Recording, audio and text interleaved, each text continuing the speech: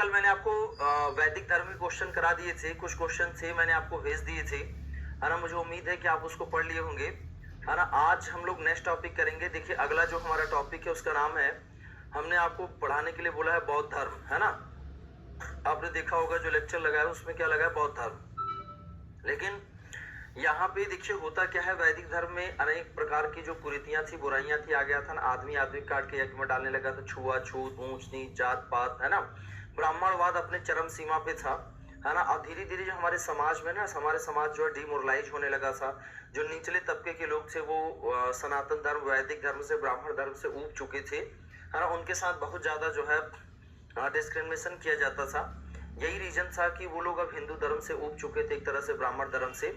जो वैदिक धर्म है उसी को ब्राह्मण धर्म के नाम से जानते हैं, ठीक है।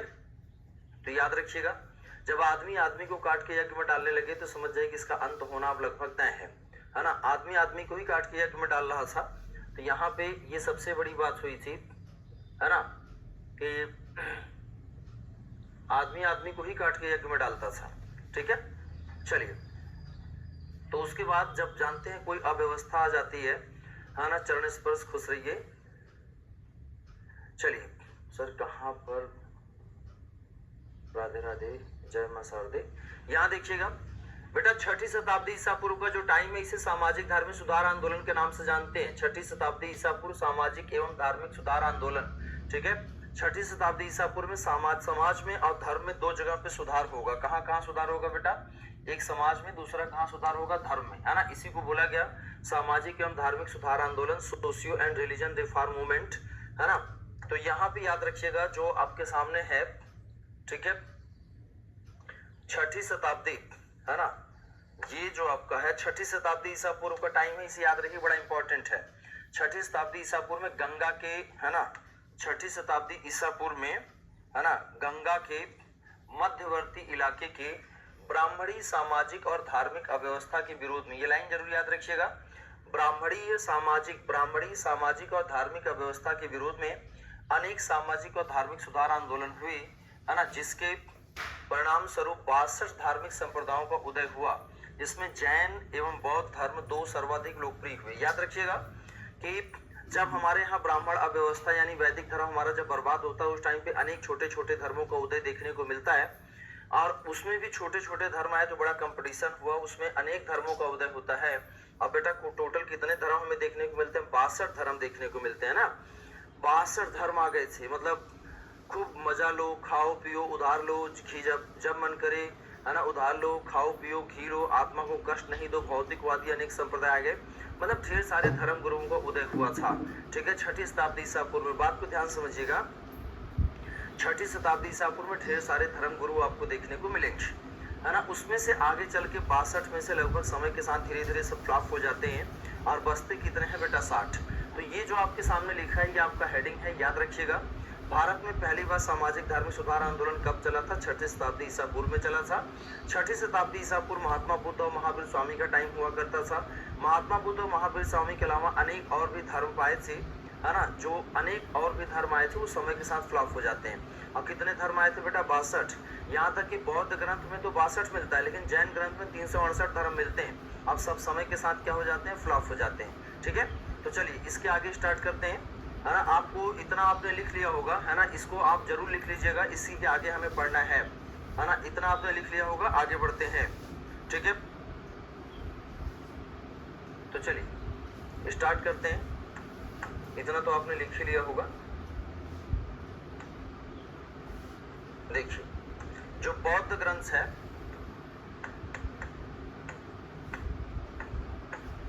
बौद्ध ग्रंथ, उसका नाम है ब्रह्मजाल सूत्र।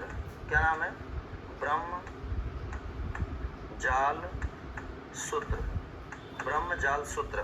बौद्ध ग्रंथ ब्रह्मजाल सूत्र में कितने नए धर्म आए थे, 62 नए धर्म देखने को मिलते हैं ना, 62 नए धर्म देखने को मिलते हैं, ठीक है। 62 नए धर्म देखने को मिलते हैं, ठीक है। अब यहाँ पे देखिएगा जो जैन ग्रंथ है, कौन सा ग्रंथ है बेटा, तो याद रखिएगा जैन ग्रंथ। जैन ग्रंथ में, है ना, जैन ग्रंथ का नाम क्या है, तो याद रखिएगा जैन ग्रंथ में, जैन ग्रंथ का नाम है है ना। जैन ग्रंथ का नाम है आपका, है ना, सूत्र कृतांग। सूत्र कृतांग। सूत्र कृतांग में टोटल हमारे पास धर्म कितने को देखने को मिलते हैं? 368, है ना, नए धर्म। सोचिए कितने नए सारे धर्म आ गए थे ना, है ना। जैन ग्रंथ में कितने धर्मों का उदय देखने को मिलता है? 368। बौद्ध ग्रंथ में कितने को मिलता है? 62। और समय के साथ सब फ्लॉप हो जाएंगे, आगे चल के दो ही बचेंगे, एक जैन होगा, दूसरा कौन सा होगा? बौद्ध होगा। लेकिन बौद्ध और जैन के पहले भी अनेक तमाम धर्म आए थे जिनसे संस्थापक आपसे पूछे जाते हैं, सबसे पहले उनके बारे में बात करेंगे, है ना।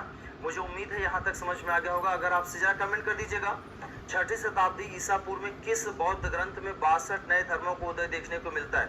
एक बार कमेंट करिएगा, 6ठी शताब्दी ईसा पूर्व में, है ना, किस ग्रंथ में 62 नए धर्मों को उदय होता है? सभी बच्चे एक बार कमेंट कर देंगे। जी हाँ, बिल्कुल।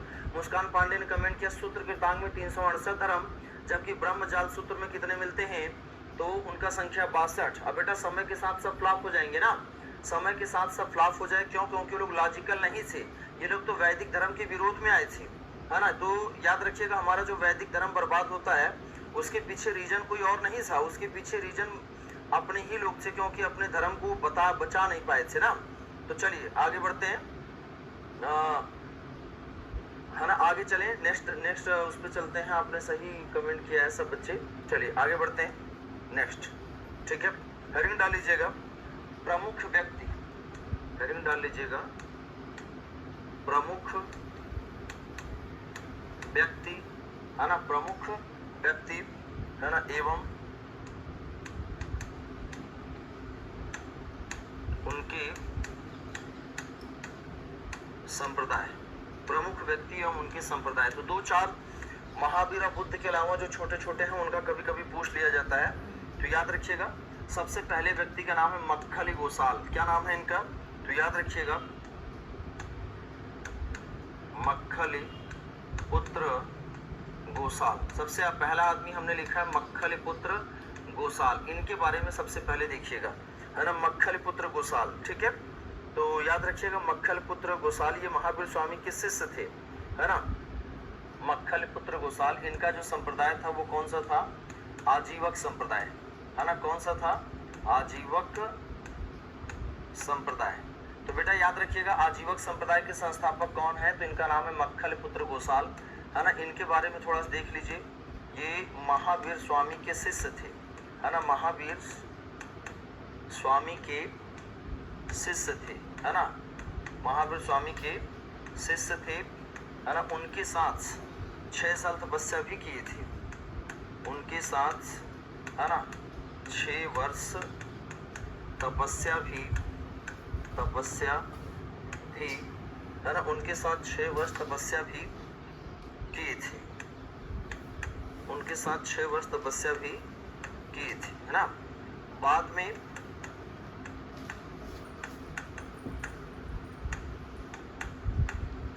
महावीर स्वामी से मतभेद होने के बाद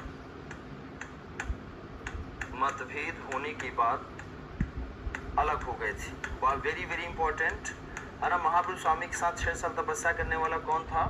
तो आपको याद रखना है कि सर महावीर स्वामी के साथ 6 साल तपस्या करने वाले व्यक्ति का नाम था मक्खली पुत्र गोसाल। इनके संप्रदाय का क्या नाम है? तो याद रखिएगा, आजीवक संप्रदाय, है ना। तो आजीवक संप्रदाय का मतलब क्या है? ये नियतवादी या भाग्यवादी है। कैसा है? तो याद रखिएगा, ये कैसा संप्रदाय है? नियतिवादी या भाग्यवादी, है ना, नियतवादी या भाग्यवादी, ठीक है। नियतवादी भाग्यवादी का मतलब समझते हैं बेटा, हर चीज भाग्य के ऊपर डिपेंड करता है ना, हमारे हाथ में कुछ नहीं होता है ना। ये ध्यान दीजिएगा, भाग्य के भरोसे बैठे रहते थे। इनका कहना था सब कुछ पहले से निश्चित है, जो भाग्य में लिखा है वही होगा, ज्यादा हाथ पैर मारने से कुछ नहीं होता, इसलिए व्यक्ति को परेशान नहीं होना चाहिए। तो याद रखिए, मक्खली पुत्र गोसाल का संप्रदाय कौन सा? आजीवक संप्रदाय क्या कहता है? नियतवादी का मतलब जो नियत ने, डेस्टिनी ने फिक्स कर रखा है वही होगा, उसके अलावा कुछ नहीं होगा। भाग्यवादी, हर चीज भाग्य पे छोड़ दो, ज्यादा टेंशन न लो, आराम से रहो, है ना। तो जनता ने इनको काफी पसंद किया, लेकिन जानते हैं बाद में लोग इनको छोड़ देते हैं, है ना। ये महावीर स्वामी के शिष्य थे, उनके साथ 6 वर्ष की तपस्या भी किए थे, है ना। लेकिन बाद में महावीर से इनका मतभेद हो जाता है, झगड़ा हो जाता है, इतना झगड़ा हो जाता है एक दूसरे की जान लेने के लिए प्यासे हो जाते हैं, है ना। फिर बाद में ये दोनों एक दूसरे से क्या हो गए थे, अलग हो गए थे, ठीक है। तो याद रखिएगा, नियतवादी जैसे हम लोग भी नहीं कहते कभी कभी कि जो कुछ हो रहा है वो भाग्य से हो रहा है, ठीक है। जो कुछ हो रहा है भाग्य से हो रहा है, उसमें मनुष्य की व्यक्ति का कुछ नहीं है ना। जब हम लोग हार जाते हैं, कोई बस नहीं चलता, परीक्षा फेल हो जाते हैं, घर में कोई कांड हो जाता है, तो क्या कहते हैं, सब प्रभु की इच्छा है ना, हुई है वही जो राम रच राखा, इसी को बेटा बोलते हैं भाग्य। भाग्य किसी ने देखा नहीं है, लेकिन सफलता असफलता में भाग्य का भी निर्धारण होता है, लेकिन 100% भाग्य होता है, ऐसा मानना किसका था, मक्खल पुत्र गोसाल का, ठीक है। किसका मानना था, मक्खल पुत्र गोसाल का। चलिए अगला संप्रदाय देखिएगा, दूसरा संप्रदाय हम लोग देखते हैं, है ना। ऐसे ही आपसे क्वेश्चन बनेंगे, तो याद रखिएगा मक्खल पुत्र गोसाल का संप्रदाय कौन सा है, आजीवक संप्रदाय है। ये क्या था, नियतवाद में विश्वास करता था। नियतवाद का मतलब है भाग्यवादी। ये महावीर स्वामी से बाद में इनका क्या हो जाता है, मतभेद हो जाता है, इस चीज को भी आपको ध्यान रखना है ना। आगे देखते हैं, दूसरा जो व्यक्ति है उसका नाम है पूरन कश्यप। क्या नाम है, पूरन कश्यप। जो दूसरा व्यक्ति है उसका नाम क्या है, पूरन कश्यप, है ना। इनके बारे में देखिएगा, घोर अक्रियावादी थे, घोर,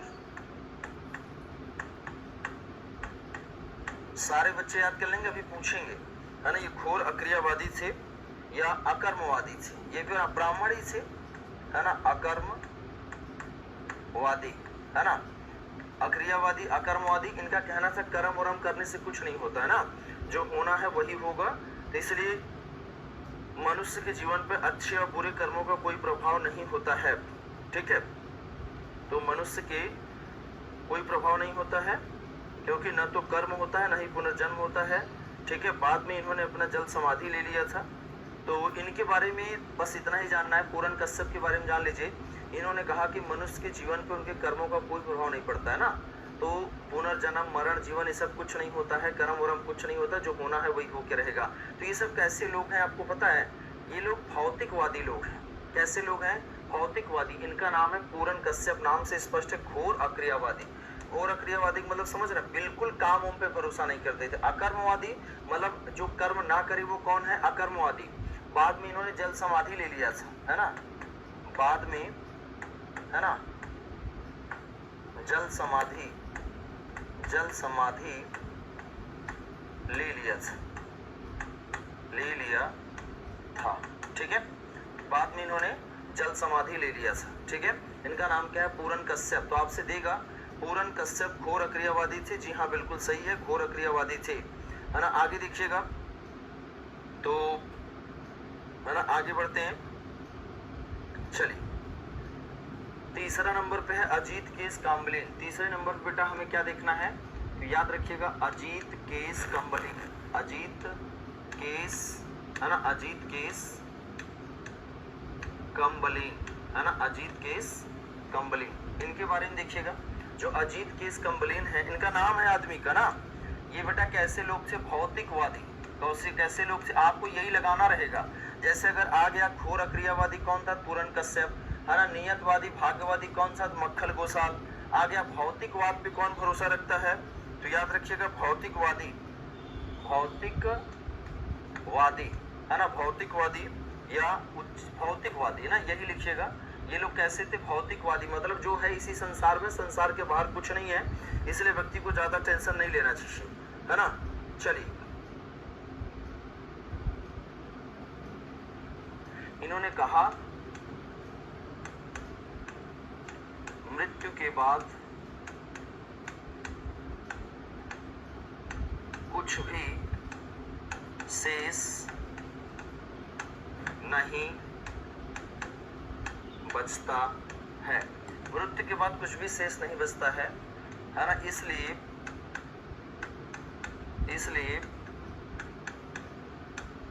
व्यक्ति को, है ना, इसलिए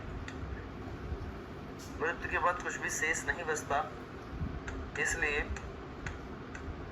व्यक्ति को अपने आनंद के लिए, व्यक्ति को अपने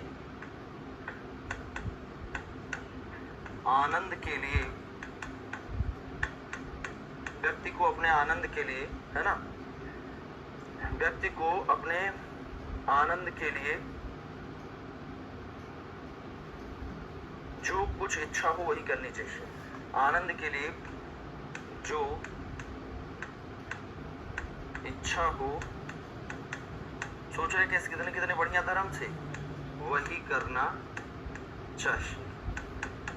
ठीक है, वही करना चाहिए। याद रखिएगा, जीवन में मरने के बाद कुछ नहीं होता, हमें फालतू मूर्ख बनाया जाता है ना, कि इसलिए व्यक्ति को अपने आनंद के लिए जो इच्छा हो वही करनी चाहिए। मेरी बात समझ रहे हैं? कितना बढ़िया धर्म था ना। मृत्यु के बाद कुछ भी शेष नहीं बचता, जो इच्छा हो वही करना चाहिए व्यक्ति को, है ना। इनका कहना था, जब तक जियो खूब खाओ खूब पियो, उधार लेकर घी पियो, अगर अपने पास नहीं तो दूसरे से ले लीजिए, लेकिन अपने आत्मा या शरीर को टेंशन मत दीजिए। मरने के बाद कुछ होता नहीं है। हम लोग क्या भी कहा नहीं था, मरा घोड़ा घास नहीं खाता, जो करना है इसी जीवन में कर लीजिए। तो उसी वाले हैं ये, है ना। इनका नाम क्या है? इनका नाम है अजीत केस कम्बलिन। भौतिकवाद का मतलब होता है जो वर्तमान संसार में भरोसा करता है, लेकिन मरने के बाद क्या होता है, स्वर्ग नरक मोक्ष, इन सब से कोई लेना देना नहीं है। तो याद रखिएगा, मृत्यु के बाद कुछ भी शेष नहीं बचता, इसलिए व्यक्ति को अपने आनंद के लिए जो इच्छा हो वही करनी चाहिए। ये कहने वाले कौन है बेटा? अजीत केस कम्बलिन। ठीक है, तो याद रखिएगा, ऐसे धर्म ज्यादा दिन चलने वाले नहीं है ना। ऐसे धर्म ज्यादा दिन चलने वाले नहीं है। इसमें लोग पहले जुड़ेंगे, है ना, पहले तो लोगों को अच्छा लगेगा। ठीक है, उसके बाद देखिए चौथे नंबर पे कौन है? चौथे नंबर पे है संजय। कौन है बेटा? इनका नाम है संजय। क्या नाम है? संजय, है ना, संजय वेल, संजय वेल अठ पुत्र, संजय वेल अठ पुत्र, है ना। ये कैसे व्यक्ति थे? तो याद रखिए, ये संदेहवादी थे। कैसे थे? संदेह, इनका मानना था हर चीज दुनिया में ठीक नहीं लग रही। संदेहवादी, है ना, संदेहवादी या अनिश्चयवादी, संदेहवादी या अनिश्चयवादी, है ना। हर चीज को संदेह से देखते थे, है ना। सभी चीजों में संदेह मतलब समझते हैं डाउट, डाउट प्रकट करते थे। ठीक है बेटा, तो याद रखिएगा, संजय वेलट पुत्र संदेहवादी अनिश्चयवादी, ये हर चीज में क्या प्रकट करते थे? डाउट प्रकट करते थे ना। इनका कहना था कि मतलब हर चीज पे संदेह है, कोई भी चीज ठीक नहीं है। सर कल की पीडीएफ नहीं मिली है? पीडीएफ तो मिल गई होगी, मैंने भेज दिया था, पूरी पीडीएफ भेज दिया है ना। आज मिल जाएगी बेटा, तो अगर कल अपलोड नहीं हुआ होगा तो आज हो जाएगी, है ना। तो बेटा ये कौन थे? संजय वेलट पुत्र कौन थे? संदेहवादी थे, अनिश्चयवादी थे, हर चीज पे ये संदेह प्रकट किया करते थे। ठीक है, चलिए आगे बढ़ते हैं। अब देखिएगा, ये जितने धर्म आपने देखा है ना, और भी धर्म है लेकिन खास यही थे, है ना। तो सबसे पहले हमने आपको बताया कि बेटा 6ठी शताब्दी ईसा पूर्व में ब्राह्मण अव्यवस्था के विरोध में अनेक सामाजिक धार्मिक सुधार आंदोलन चलते हैं। उसमें से कुछ निम्नलिखित हैं, जैसे मक्खल पुत्र गोसाल का क्या था? आजीवक संप्रदाय के फाउंडर थे। इनका क्या था? नियतवादी, भाग्यवादी, हर चीज नियत पे छोड़ दो, भाग्य पे छोड़ दो, आपके करने से कुछ नहीं होता है। महावीर स्वामी के साथ तपस्या कितने साल की थी? पूछा जाता है। 6 साल की तपस्या किए थे, बाद में मतभेद हो जाता है। नंबर 2 पे है पूरन कश्यप, ये घोर अक्रियावादी थे, अकर्मवादी थे। इनका कहना था कि मनुष्य के जीवन पे कर्मों का कोई प्रभाव नहीं पड़ता है, जो होना है हो के रहेगा, इसलिए व्यक्ति को काम करने में ज्यादा टेंशन नहीं लेना चाहिए। ठीक है, चलिए अजीत केस कम्बलिन भौतिकवादी, बाद में कुछ भी शेष नहीं बचता, इसलिए व्यक्ति को अपने आनंद के लिए जो इच्छा हो वही करनी चाहिए, है ना। यानी आज में जी लो, कल की टेंशन मत लो। जैसे हम लोग को क्या कहा जाता है, थोड़ा पाप वाप कर रहे हो, थोड़ा डरो, भगवान ऊपर वाला देख रहा है। इनका कहना था ऐसा कुछ नहीं, कोई नहीं देख रहा है ना, जो करना है कर लो, मजा ले लो, है ना। ये इनका मानना था, किसका? अजीत केस कम्बलिन। भौतिकवादी चीजें क्या होती, जो दुनिया में सुख सुविधाएं हैं बेटा, उनको भौतिकवाद कहा जाता है ना। जैसे एसी, टीवी, फ्रिज, कूलर, अय्यासी, दारू, गांजा, ये सब जो कर रहे हैं, ये सब क्या है? ये भौतिकवादी जीवन है। ठीक है, वॉइस आवाज नहीं जा रही क्या? मेरी आवाज नहीं जा रही क्या? एक बार कमेंट कर दीजिएगा, वॉइस की दिक्कत है क्या? यहां से तो आवाज जा रही है, सही है, आवाज जा रही है।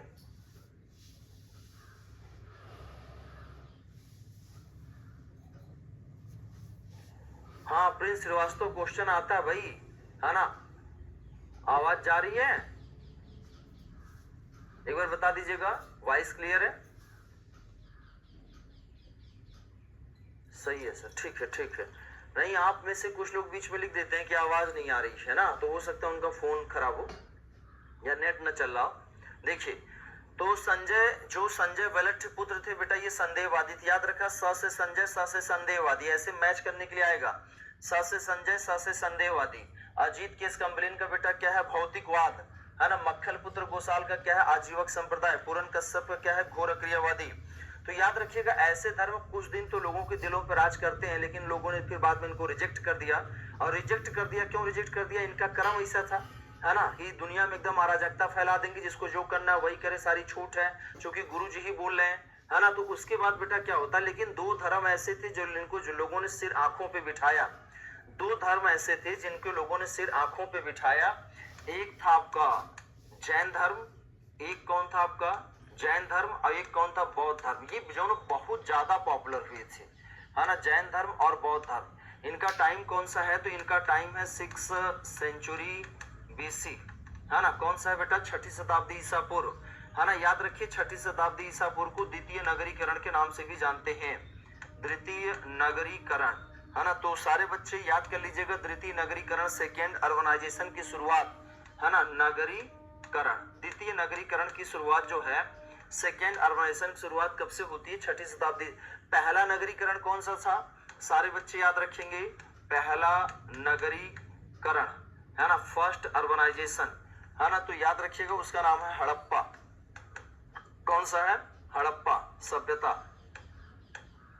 ये भारत का पहला नगरीकरण है ना। और दूसरा नगरीकरण कौन था? 6ठी शताब्दी ईसा पूर्व। 6ठी शताब्दी ईसा पूर्व किसका टाइम था? जैन धर्म और बौद्ध धर्म। ये दोनों धर्म इतने पॉपुलर हुए ना कि ब्राह्मण धर्म वाले भी सभी लोग हिंदू धर्म छोड़ के या तो बौद्ध बन जाएंगे बेटा, या तो जैन बन जाएंगे। उसका रीजन क्या था? देखिए, बौद्ध और जो दोनों नॉन वायलेंस पे बात करते थे ना, अहिंसावादी थे, जबकि हमारे वैदिक धर्म में हिंसा बहुत होती थी। यज्ञ करना, काट के डालना, मार के डालना, ऊंच नीच दिखाना।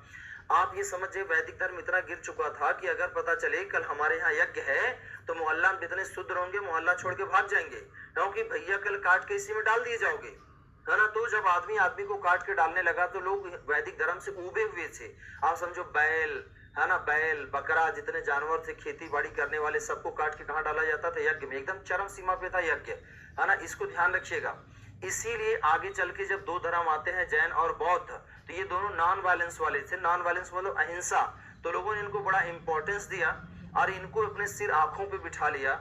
और पहले जैन धर्म आता है, बाद में कौन सा धर्म आता है बेटा? बौद्ध धर्म। लेकिन ज्यादा पॉपुलरिटी किसको मिली थी? बौद्ध धर्म को। जैन धर्म की अपेक्षा ज्यादा पॉपुलर कौन हुआ? बौद्ध धर्म। इसलिए सबसे सरल और सबसे अच्छा, सबसे ज्यादा पॉपुलर जो धर्म हुआ, कौन सा हुआ? बौद्ध धर्म। इसलिए सबसे पहले हम किसको पढ़ेंगे? बौद्ध धर्म, और उसके बाद किसको पढ़ेंगे? जैन धर्म। लेकिन ध्यान रखना, अगर क्रम लगाने के लिए आ जाए, क्रम लगाने के लिए आ जाए बेटा, आपको सबसे पहले क्या लगाना पड़ेगा? जैन, और उसके बाद क्या लगाना पड़ेगा? बौद्ध। ये इनका क्रम है, लेकिन हम पहले पढ़ेंगे बौद्ध, उसके बाद क्या पढ़ेंगे? जैन। सभी लोग हेडिंग डाल लीजिएगा बौद्ध धर्म, है ना। सभी लोग हेडिंग डाल लीजिएगा कौन सा धर्म हमें पढ़ना है, तो याद रखिएगा बौद्ध धर्म, ठीक है। कौन सा धर्म पढ़ना है? बौद्ध धर्म, ठीक है। चलिए, बौद्ध धर्म के बारे में सबसे पहले बात करेंगे। इन दोनों का टाइम 6ठी शताब्दी ईसा पूर्व से द्वितीय नगरीकरण के नाम से जाना जाता है। पहला नगरीकरण हड़प्पा था। अब सबसे पहले किसकी बात होगी? बौद्ध धर्म की, है ना। किसकी बात होगी? तो आपको याद रखना है कि सबसे पहला जो हमारा बात होगा, कौन सा बात होगा? बौद्ध धर्म, ठीक है। तो याद रखिएगा, बुद्धिज्म, ठीक है। देखिए, बौद्ध का तात्पर्य होता है, बौद्ध का जो मीनिंग होता है, बौद्ध का मीनिंग क्या होता है बेटा? बौद्ध का मीनिंग होता है लाइटेड। क्या होता है? लाइटेड। लाइटेड मतलब क्या होता है? प्रकाशवान। सारे बच्चे बौद्ध धर्म को देखेंगे, प्रकाशवान। इनका सबसे बड़ा चीज क्या होगा? अहिंसा। क्या होगा? अहिंसा। ये लोग हिंसा नहीं करते थे, किसी को कष्ट नहीं पहुंचाते थे, है ना। और ब्राह्मण भी, क्षत्रिय भी, वैश्य भी, शूद्र भी, सभी लोग किसको मानने लगेंगे? बौद्ध धर्म। मेरी बात ध्यान समझिएगा बेटा, बौद्ध धर्म इतना पॉपुलर हो गया था, इतना पॉपुलर हो गया था, आप ये समझ जाओ कि उस समय खाली एक ही धर्म दिखाई पड़ता था। कौन सा? बौद्ध। वैदिक धर्म पूरी तरह से ब्राह्मणों का पतन हो चुका है 6ठी शताब्दी ईसा पूर्व में, है ना। यहाँ याद रखिएगा। अरे बेटा, इस क्लास से यूपीपी नहीं, हम कहते हैं आप आरओ पीसीएस दे के आओगे ना हिस्ट्री में, वो भी क्लियर हो जाएगा। बशर्ते यही कि आप ध्यान से पढ़िए। क्लास का टाइम 7 बजे है। अनुराग गोस्वामी, आज आपका पहला दिन है क्या? क्लास की टाइमिंग 7 बजे है, ठीक है। चलिए, यहाँ देखिएगा, बौद्ध धर्म का मतलब क्या होता है? लाइटेड, प्रकाशवान। बौद्ध धर्म का मतलब क्या है बेटा? लाइटेड है, प्रकाशवान है। ठीक है, चलिए आगे बढ़ते हैं। बौद्ध धर्म का मतलब क्या है? लाइटेड, प्रकाशवान। बौद्ध धर्म के जो फाउंडर हैं, संस्थापक हैं, है ना, जो संस्थापक हैं उनका नाम है महात्मा बुद्ध। क्या नाम है बेटा? तो याद रखिएगा, महात्मा बुद्ध। बौद्ध धर्म के जो संस्थापक हैं उनको क्या नाम है? महात्मा बुद्ध। महात्मा बुद्ध को क्या कहा जाता है? तो याद रखिएगा, महात्मा बुद्ध को कहा जाता है लाइट ऑफ एशिया, है ना। महात्मा बुद्ध को क्या कहा जाता है? लाइट ऑफ एशिया, एशिया का प्रकाश। ये तो आप जानते ही होंगे, महात्मा बुद्ध को एशिया का क्या कहा जाता है? प्रकाश कहा जाता है ना। ये जो महात्मा बुद्ध हैं, इनका जो जन्म होता है, इनका जन्म कब हुआ था? 563 ईसा पूर्व, है ना। कब होता है? 563 ईसा पूर्व। और जो इनकी मृत्यु होती है वो कब होती है? 483 ईसा पूर्व।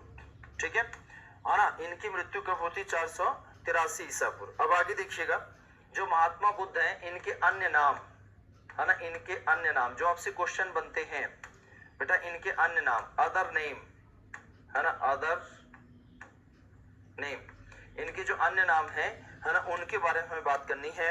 इनके बेटा जो अन्य नाम है इनको देख लीजिएगा। इनका नाम क्या है? शाक्य मुनि। नाम क्या है? शाक्य मुनि। 4 ऑप्शन दे देगा, आपसे पूछेगा शाक्य मुनि किसको कहा जाता था? महात्मा बुद्ध को। इनको और क्या कहा जाता? तथागत। क्या कहा जाता था? तो आपको याद रखना है, तथागत। ठीक है, तो तथागत का मतलब क्या होता है? सत्य है ज्ञान जिसका, जिसका ज्ञान सत्य होता है बेटा, उसको क्या बोलते हैं? तथागत। आगे देखिएगा, इनको क्या कहा जाता है? एशिया का प्रकाश। अभी अभी बताए हैं, है ना, एशिया का प्रकाश। ठीक है, एशिया का प्रकाश। ठीक है, तो देखिए ये महात्मा बुद्ध के अन्य नाम है ना। अब इसके बाद आगे बात करते हैं। देखिए सबसे पहले बौद्ध धर्म की हम बात कर रहे हैं। बौद्ध धर्म का मतलब क्या होता है बेटा? प्रकाशवान। फाउंडर कौन थे? Mahatma Buddha, light of Asia. इनका जन्म 563 में, मृत्यु कब हुई थी? 483 में। महात्मा बुद्ध के जो अन्य नाम है, महात्मा बुद्ध के अन्य नाम क्या है? शाक्य मुनि, तथागत और एशिया का प्रकाश। याद रखिएगा। अब इसके आगे बढ़ते हैं। देखिए महात्मा बुद्ध में, जैन बौद्ध धर्म में एक ही व्यक्ति है ले देखिए जिनका नाम महात्मा बुद्ध। इनकी पर्सनल लाइफ हमसे पूछी जाती है। इनका जन्म कब हुआ, पिता कौन था, इनका जाति क्या था, है ना। तो याद रखिएगा इनका जन्म कब, मृत्यु का, मृत्यु 483 है, यही सही है। ठीक है, तो महात्मा बुद्ध 563 में पैदा हुई, मृत्यु कब हुई? 483। ठीक है, चलिए आगे बढ़ते हैं। नेक्स्ट ऋषु कुमार, क्या होगा बेटा डेथ? जरा तुम बता दो, डेथ क्या होगा जरा बता दीजिएगा। महात्मा बुद्ध का डेथ क्या होगा? कहीं से अगर कुछ दूसरा लिखे तो सही कर लीजिएगा ना। मृत्यु क्या है बेटा? 483 और जन्म क्या है? 563। ठीक है, हाँ हरिओम ने बिल्कुल सही लिखा, शाक्य मुनि, तथागत, लाइट ऑफ एशिया। ठीक है, चलिए आगे बढ़ते हैं। नेक्स्ट तो चलिए आगे बढ़ते हैं, अगले पेज पे चलते हैं। सबसे पहले बात करते हैं, देखिए फैमिली ऑफ बुद्धा, है ना, फैमिली ऑफ बुद्धा। देखिए महात्मा बुद्ध की जो फैमिली है, सबसे पहले बेटा बात फैमिली में किसकी की जाएगी? याद रखिएगा बुद्ध की जाति कौन सी है बेटा? क्षत्रिय। बुद्ध की जाति कौन सी है? तो याद रखना है बुद्ध की जाति कौन सी है? क्षत्रिय। ये ब्राह्मणों का टाइम नहीं है, ब्राह्मणों का पतन हो चुका है ना। ये टाइम क्षत्रियों का है। महावीर स्वामी भी क्षत्रिय थे, महात्मा बुद्ध भी क्षत्रिय थे। इस चीज को याद कर लीजिएगा डायरेक्ट, है ना। तो 6ठी शताब्दी ईसा पूर्व में जो बोलबाला है वो क्षत्रियों का है। यहाँ पे देखिएगा जो इनके पिता हैं, है ना, इनके पिता, परिवार में बेटा कौन कौन आता है? पिता आते हैं, परिवार में और कौन आएगा? माता आएंगी, परिवार में और कौन आएगा? इनके परिवार में इनकी मौसी भी थी। इनके पापा इनकी मौसी को बड़ा पसंद करते थे, है ना। पहले से अपना बातचीत इनका होता था, अब बाद में थोड़ा सा कैजुअलिटी हो जाएगी, है ना। पत्नी और पत्नी से एक सुंदर सा पैदा हुआ था पुत्र, है ना। ये परिवार है इनका। ये क्या है बेटा? इनका परिवार है ना। इसके बारे में देखिएगा आप, है ना। पिता, पिता मतलब आप समझते हैं, पिता मतलब इनके जो फादर हैं उनका नाम है शुद्धोधन। क्या नाम है बेटा? पिता का नाम क्या है? तो याद रखिएगा शुद्धोधन। ठीक है, पिता का नाम क्या है? शुद्धोधन। ये शाक्यगढ़ के मुखिया थे। क्या थे? शाक्यगढ़ के मुखिया, है ना। ये शाक्यगढ़ के मुखिया थे, है ना। तो इनके बारे में आपको याद रखना है, हेड ऑफ, है ना, हेड ऑफ शाक्य कुल, हेड ऑफ शाक्य कुल। ये शाक्यगढ़ के क्या थे? मुखिया थे। इनके पापा मतलब राजा थे शाक्यगढ़ के ना, इनके पापा शाक्यगढ़ के बेटा क्या थे? राजा थे। ठीक है, तो अब याद रखना है इनकी मम्मी का नाम क्या था? मम्मी का नाम था महामाया। क्या नाम था? महामाया। ये जो महामाया है ये राम गांव के कोली की कन्या है, राम गांव के, है ना, कोलीय, राम गांव के कोलीय की कन्या, राम गांव की कोली की कन्या। ये कौन है? महामाया। याद रखिएगा इनकी मम्मी है। उसके बाद इनकी मौसी का नाम था प्रजापति गौतमी। पापा से बहुत इनके, मतलब पापा इनके बहुत इनके नजदीक थे। मौसी का नाम क्या है? प्रजापति गौतमी, है ना। बाद में इनकी बी मम्मी है, इनके पास दो मम्मी है, ए मम्मी बी मम्मी। ए मम्मी कौन है? महामाया। बी मम्मी कौन है? प्रजापति। बाद में एक पत्नी आती है, पत्नी का नाम क्या था? यशोधरा। पत्नी का नाम क्या था? तो याद रखिएगा पत्नी का नाम क्या था? यशोधरा। ठीक है, पत्नी का नाम क्या था? यशोधरा। पुत्र का नाम क्या था? राहुल। ठीक है, पुत्र का नाम क्या था? राहुल। ठीक है, पुत्र का नाम क्या था? राहुल। यशोधरा, पत्नी का नाम क्या है? यशोधरा। पुत्र का नाम क्या है? राहुल। ये इनकी फैमिली है ना। देखिए ऐसा नहीं था कि महात्मा बुद्ध बचपन से ही बुद्ध बन के पैदा हुए थे। इनके बचपन का नाम था बेटा राहुल। बचपन का नाम क्या था? राहुल। ठीक है, तो आगे देखते हैं, है ना। बचपन का नाम इनके क्या था बेटा? तो आपको याद रखना बचपन का नाम क्या था? राहुल। ठीक है, चलिए अब हम आपको बताते हैं ये महात्मा बुद्ध के पिता हैं जिनका नाम है शुद्धोधन, माता का नाम है महामाया, मौसी का नाम है प्रजापति गौतमी, पत्नी का नाम है यशोधरा, पुत्र का नाम है राहुल। मुझे उम्मीद है इतना समझ में आ गया होगा। राहुल का मतलब बेटा क्या होता है? बंधन। जो अपने पापा के लिए एक बंधन बन जाए उसे क्या बोला जाता है? राहुल। जब राहुल पैदा हुआ ना, बुद्ध को टेंशन हो गया कि ये कहां से पैदा हो गया, कहां से पैदा हुआ नहीं जान रहे हो, शादी की तब नहीं समझ में आया, लेकिन ऐसा माना जाता है। ठीक है, चलिए यहाँ पे देखिएगा, जब ये इनका परिवार है, छोटा सा ही इनका परिवार था। महात्मा बुद्ध के बचपन का नाम हमने बता दिया। बुद्ध जो थे, है ना, महात्मा बुद्ध, बेटा जो महात्मा बुद्ध हैं, महात्मा बुद्ध हैं, इनका नाम क्या था बचपन का?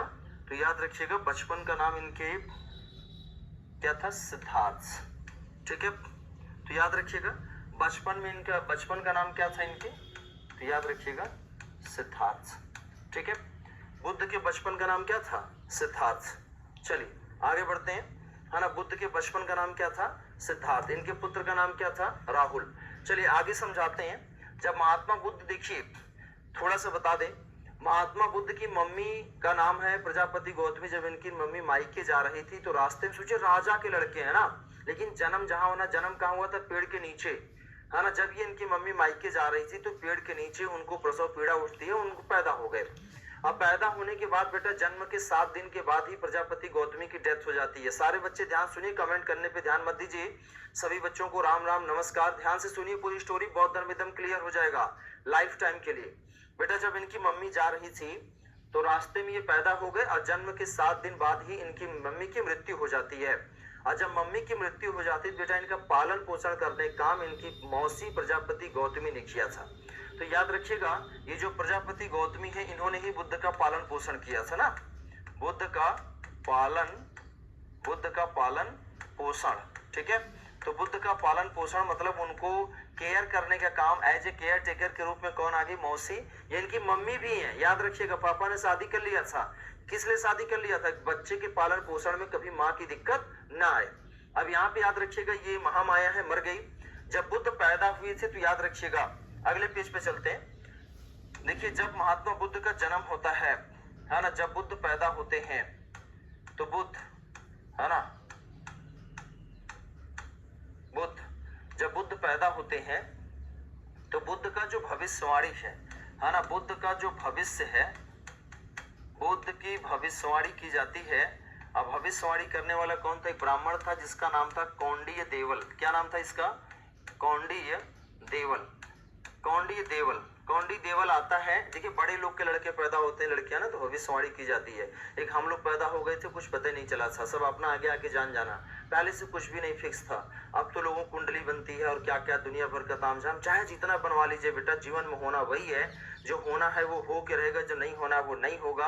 याद रखिएगा ये, इसलिए कुंडली और इन सब चीजों पे ज्यादा टाइम वेस्ट करने कोई मतलब नहीं है। इन बड़े लोगों के आप जानते हैं ना, चौचलेबाजी ज्यादा होती है। यहाँ पे ये राजकुमार से भविष्यवाणी से कौंडी देवल आके बताता है कि जो बुद्ध है या तो ये महान सन्यासी बनेंगे, है ना, या तो ये महान सन्यासी बनेंगे, है ना, या तो महान सन्यासी बनेंगे और या तो क्या बनेंगे, महान राजा बनेंगे, है ना, दो में से एक काम करेंगे, है ना, या तो ये महान राजा बनेंगे, है ना, क्या बनेंगे, या तो ये ग्रेट किंग बनेंगे, है ना, और या तो ये क्या बनेंगे, ग्रेट, है ना, ग्रेट संत बनेंगे। पापा को बड़ी टेंशन हो गई, पापा को लगा एक ही लड़का है ना, अगर राजा बनेगा तो ये वाला तो ठीक है, लेकिन सन्यासी वाला काम खराब है। तो पापा ने सोचा कि अपने बेटे को सन्यासी बनने ही नहीं देंगे।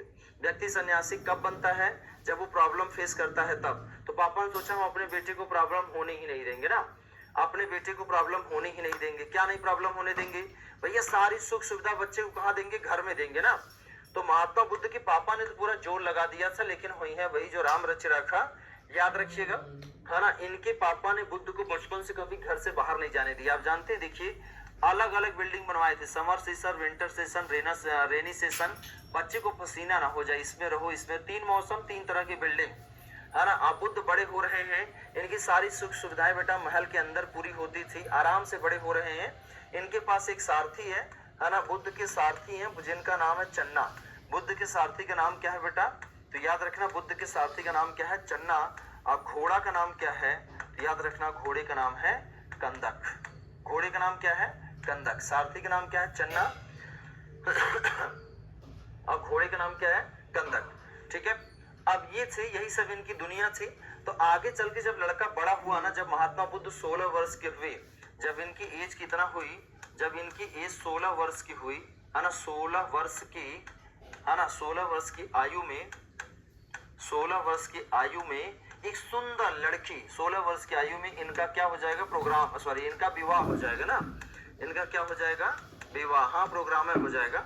इनका विवाह यशोधरा के साथ हो गया। किसके साथ विवाह हो गया बेटा, यशोधरा के साथ। यशोधरा के साथ इनका क्या हो गया, तो याद रखिएगा विवाह हो जाएगा। ठीक है, यानी इनकी जो मैरिज हुई थी, मैरिज विद यशोधरा, इनका विवाह किसके साथ हो गया था, यशोधरा के साथ हो गया था। 16 वर्ष की आयु में इनका विवाह यशोधरा के साथ संपन्न हो गया था। ठीक है, तो याद रखिएगा 16 वर्ष की आयु में इनका विवाह जब यशोधरा के साथ हो गया, क्यों 16 साल की एज में शादी कर दिए थे, पापा जानते थे ना कि अब ये एज है, लड़का इधर उधर किसी न किसी पीछा करेगा, बाहर निकलेगा, और जब दिल टूटेगा तो दिल टूटने के बाद हो सकता है ये सन्यासी बन जाए। इसका दिल टूटने ही नहीं देंगे, जोड़े रहो, इसका दिल जोड़े रहो, है ना। पापा ने एक सुंदर लड़की देख के शादी कर दिया। पापा कैसे मालूम था लड़का पीछा करेगा, पापा भी तो कभी लड़के थे, पापा भी तो पीछा किए होंगे। तो पापा ने व्यवस्था कर दिया, घर में से इनकी शादी कर दिया। अब पत्नी सुंदर थी, पत्नी के साथ बढ़िया जीवन बीत रहा था, कोई दिक्कत नहीं थी, सारथी है, महल है, पापा पैसे वाले, पापा हो तो ऐसा, है ना, सारी व्यवस्था घर में। लड़का को मन न लग रहा है ना, तो याद रखिएगा इनका मन न लग रहा। बाद में क्या होता है कि मजाक मजाक में पता नहीं कैसे कि लड़का पैदा हो गया फट से, और जो लड़का पैदा हुआ, लड़का कौन निकल आया, राहुल। जब राहुल आया तब बुद्ध को टेंशन हो गया, यार ये कहां से पैदा हो गया। अच्छा, राहुल के आने से क्या टेंशन हुआ, पत्नी का सारा प्यार कौन ले रहा है, लड़का ले रहा है। ठीक है, तो याद रखिएगा पत्नी का सारा प्यार कौन ले जा रहा है, लड़का ले जा रहा है। बुद्ध को लगा जब अभी एक पैदा हुआ है तो ये हालत है, अगर मान लो गलती से ठौर पैदा हो गया तब क्या होगा, जो थोड़ा बहुत प्यार मिलता है वो भी चला जाएगा, है ना। तब बुद्ध को लगा तू भी झूठा, तेरा प्यार भी झूठा, है ना, ये सब मजाक है। तब बुद्ध को लगा कि कुछ न कुछ तो गड़बड़ है जो हमको पता नहीं चल पा रहा। बुद्ध के कोई दोस्त नहीं, बुद्ध बाहर नहीं जाते थे ना।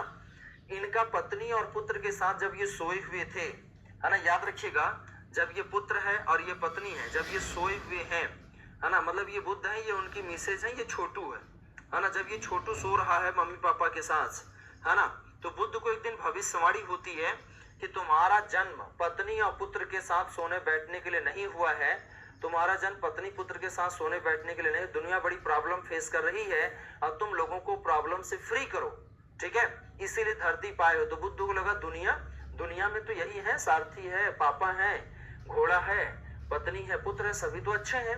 तो बुद्ध को सुख और दुख में अंतर नहीं पता था ना, बुद्ध ने कभी दुख देखा नहीं। बेटा जिसने कभी जीवन में दुख देखा नहीं वो सुख क्या जाने, है ना। जिसको कभी कांटा चुभा नहीं वो फूलों का सुख भला क्या जाने। इसलिए जीवन में कष्ट का आना भी बहुत जरूरी है। ठीक है, याद रखिएगा, जीवन में प्रॉब्लम आना बहुत जरूरी है। बुद्ध के जीवन में एक भविष्यवाणी होती है, उनका पूरा जीवन बदल जाएगा। अब बुद्ध ने अपने पापा को मैसेज किया कि पापा आई वांट विजिट सिटी, मैं शहर विजिट करना चाहता हूँ। पापा को तो एकदम पसीना आ गया। पापा सोच रहे हैं लग रहा टाइम आ गया क्या यार, है ना। तो पापा ने कहा बेटा, लेकिन अब लड़का 29 साल का हो चुका है, अब व्यवस्था करनी पड़ेगी। पापा ने कहा डोंट वरी, मैं व्यवस्था करता हूँ, वेट मोर 3 डेज, 2-3 दिन इंतजार करो, मैं बाहर जाने के इंतजाम कर रहा हूँ। तो पापा ने आदेश दिया कि पूरे नगर को दुल्हन की तरह सजा दिया जाए, पूरे नगर को दुल्हन की तरह सजा दिया जाए। कोई बूढ़ा, लंगड़ा, बीमार, है ना, सन्यासी, मरा हुआ आदमी, ये सब रोड पे दिखाई नहीं पड़ना चाहिए। कुत्ता, बिल्ली, कुछ नहीं आना चाहिए रोड पे, है ना, जिससे बुद्ध आए तो उनको लगे सपना झूठा था, फिर से महल में लौट जाएं। तो बुद्ध ने यही किया। जब बुद्ध बाहर जा रहे थे, इनको लेके कौन गया था बेटा? सारथी। सारथी का नाम क्या है? चन्ना। यही आदमी ले जाके बाहर भड़का देगा, है ना, जो सारथी था ना, यही ले जाके भड़का देगा, है ना। बुद्ध बाहर जा रहे हैं। देखिए अगले पेज पे आपको बता रहे हैं, ये जो बुद्ध हैं, है ना, बुद्ध नगर भ्रमण पे कहाँ गए हैं? नगर भ्रमण पे। बुद्ध नगर भ्रमण पर सारथी के साथ, है ना, किसके साथ गए हैं? सारथी के साथ। ये शहर विजिट करने गए हैं, किसके साथ? सारथी के साथ। अब वहां कितना सीन देखेंगे? 4 दृश्य देखेंगे। कितने दृश्य देखेंगे बेटा? 4 दृश्य देखेंगे। दृश्य का मतलब यहाँ पे क्या है? 4 सीन देखेंगे, और 4 सीन देखने के बाद सन्यासी बनने का निर्णय लिया। 4 सीन में सबसे पहला इन्होंने क्या देखा था? सबसे पहला आदमी इन्होंने देखा था बूढ़ा आदमी। ये क्रम है ना, याद रखिएगा। सबसे पहला क्या देखा था? बूढ़ा आदमी। तो सारे बच्चे याद रखिएगा, सबसे पहले इन्होंने क्या देखा था? बूढ़ा आदमी। बहुत मुस्कुरा रहे हैं, घर से बाहर निकले हैं ना, एकदम मुकुट उकुट निकाल के इनको लग रहा है वाह दुनिया कितनी खूबसूरत है। एक तो छतरी है, बाल है, राजकुमार है, सारथी है, सोने का मुकुट है। ठीक है, तो याद रखिएगा, सबसे पहले बूढ़ा आदमी देखिए। बूढ़ा आदमी देख के सारथी से पूछेंगे ये आदमी इतना कैसे, मतलब इसको देख के हमें बड़ा अजीब लग रहा है, ये आदमी कैसे पैदा हुआ है? सारथी बता जैसे आप पैदा हुए इसे वो पैदा हुआ है ना, और आप इससे भी ज्यादा बुढ़ाएंगे, आप इतना आराम करते ना, आप ज्यादा बुढ़ाएंगे। तो बुद्ध को टेंशन हुआ, यार हम भी अगर बूढ़े हो गए तो लोग हमको भी देख के इसी तरह से दया हमारे ऊपर सहानुभूति करेंगे। बेटा बूढ़ा आदमी देखेंगे, बूढ़ा आदमी के बाद फिर आगे चल के ये क्या देखेंगे? बीमार आदमी। आदमी बूढ़ा होता है, फट से क्या पड़ जाता है? बीमार पड़ जाता है ना। तो बूढ़ा आदमी के बाद कौन सा आदमी देखेंगे? बीमार आदमी देखेंगे, है ना, बीमार आदमी देखेंगे। बीमार आदमी के बाद याद रखिएगा, चिल्ला रहा है, बुद्ध पूछेंगे ये क्या कर रहा है? वो बताएंगे आ रहा है, ये बीमार है। और हर व्यक्ति जीवन में कभी न कभी बीमार अवश्य पड़ता है। बीमार आदमी के बाद बेटा क्या देखेंगे? तो याद रखिएगा, मरा हुआ आदमी देखेंगे, है ना, मरा हुआ आदमी। क्या देखेंगे? मरा हुआ आदमी, है ना, डेड बॉडी देखेंगे, डेड बॉडी। ठीक है, डेड बॉडी। ये क्या है आपका, है ना, पेशेंट देखेंगे। ठीक है, तो याद रखिएगा ये 3 चीज देखे हैं महात्मा बुद्ध। ये मरा हुआ आदमी के लोग कंधे पे लेके जा रहे हैं, राम नाम सत्य है, राम नाम सत्य है। तब बुद्ध अपने सारथी से पूछते हैं कि ये राम नाम सत्य है, इसको 4 लोग पकड़े हैं, ये क्या है, ये क्या बोल रहे हैं? तब उनका सारथी बताएगा कि स्वामी ये मर चुका है, ना देख सकता है, ना सुन सकता है, ना बोल सकता है। तो जब ये न देख सकता है, ना सुन सकता है, बोल सकता है, तो बुद्ध ने कहा फिर ये सब चिल्ला क्यों रहे हैं? जब ये सुन ही नहीं सकता तो चिल्ला क्यों रहे हैं? सारथी बताएगा दुनिया का सबसे सच्चा चीज है राम का नाम, उसको बताया जा रहा है। तो बुद्ध कहेंगे जीते जी नहीं बता पा रहे थे ये वाला कि हाँ यही सच्चा है, मरने के बाद क्यों चिल्ला रहे? सारथी कहेगा ना इसके पास सुनने का टाइम था, न लोगों के पास सुनाने का टाइम था। तब बुद्ध को लगा समथिंग रॉन्ग, कुछ तो गड़बड़ है। देखिए बुद्ध पैदा ही अलग हुए थे, है ना, बुद्ध जो है स्पेशल पैदा हुए थे। बुद्ध के पास कुछ तो पावर था जो बचपन से उनको अपनी तरफ अट्रैक्ट कर रहा था। आप जानते हैं जिन चीजों में हम आज कमा रहे हैं, हम सोचते हैं हमारे पास घर, गाड़ी, बंगला, घोड़ा, है ना, पति, पत्नी, बच्चे, आज का आदमी यही सोचता है ना।